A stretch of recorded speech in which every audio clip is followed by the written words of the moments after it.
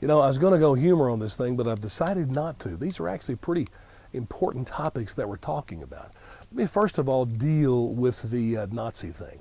I hear the left constantly referring to Nazi, fascism, Hitler, whatever, according, or putting it to Trump. Let me assure you, I'm sort of a Second World War history buff, read up a lot of stuff. Go check out Heinrich Himmler for one and find out exactly what Nazis were about. He was the head of the SS. Listen, Trump and his people are not that. No one in this country is like that, not even a hint. And it's stupid to be saying what they're saying. And Schumer crying, did you see that? You know what, this SOB, he's a hard you-know-what. I just don't believe for a second he's much of a crier. So he must be getting some lessons from Hollywood. Let's go through it. Muslim ban, crap. It's not a Muslim ban. It's a location ban. And it's even the countries that Obama's own people put out there as the most dangerous. And they've said in front of Congress, Clapper and all the intelligence heads. Take Syria, for instance. They said the number one way terrorists could reach our shores would be by becoming a refugee in that crowd coming this way. I mean, I want to ask Schumer and others, do you even believe we are in a war? I don't think they do. And secondly, do you believe in jihad? Do you know what the word even means? It's taken out of the Quran. It means holy war. And the war is against us, of course, and the West. Do they just deny that? I can't even figure, it out.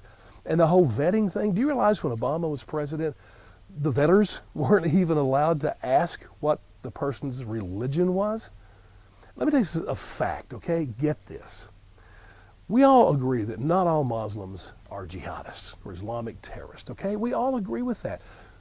But what you can't deny is that all jihadists are Muslim. You can't get away from that. We have to deal with their religion. So I've been watching all this, and then of course the torture thing. I laugh at that one because, you know what, I think I could do the waterboarding. I think I could do the nails taken out of my fingers. I think I could, a lot of things I could take. But there's some things I couldn't. And that's the thing about torture. It's all psychological. I mean, you bring in a man that's dressed up like a woman, got on makeup, maybe some pink slippers, and he says that after the interrogation, we're going to have some fun. I'm probably going to give it up right away. And I'm talking about information there. I mean, there's different forms of torture. And I don't think there's an American anywhere that would say, you know what, if you happen to catch a guy on the battlefield or in a cave somewhere planning attacks, and he knows where the next attack is on the shores of our country, is there an American out there that would say, you know what, do not do anything that would cross lines or be considered torture, even if it costs American lives? Hell no. You're going to say you do what you have to, and if you leave him dead in the dirt, that's okay. So I think I figured out what the issue is between all the progressives. And by the way, if you're buying this stuff, I pity you. It's such baloney. It ought to be on Saturday Night Live. But here's the real issue. You see, Barack Obama played nice. He played nice. He wanted to be liked, and he was by all the progressives. And Trump, well, he doesn't play nice. And you know what? Even some things are uncomfortable for me. But if we are at war, if jihad is real, I don't know that it calls for playing nice. And let me say this. Chuck Schumer actually said that when we don't play nice, like Trump, that is propaganda for the terrorist. So in other words, on the other side of that argument, he's saying if we just be nice to them, they won't hurt us. That would be utopia. People, wake up. Jihad is real.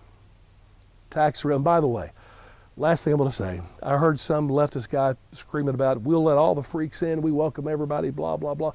I've actually been to places in our own country where they have the loudspeakers up in the city and they belt out the Muslim music prayer stuff. You've probably heard that. I could sing it, but I won't. When I was in Israel, I heard it in every town I was in. Can I just be clear? They have the total freedom to worship however they want to. But if I'm living in a town where I have to hear that 5 times a day, I will go yank the damn horn off the pole.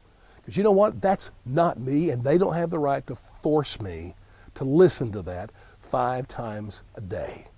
Now, if that's what you want this country to be, that's what you're going to get if we play nice.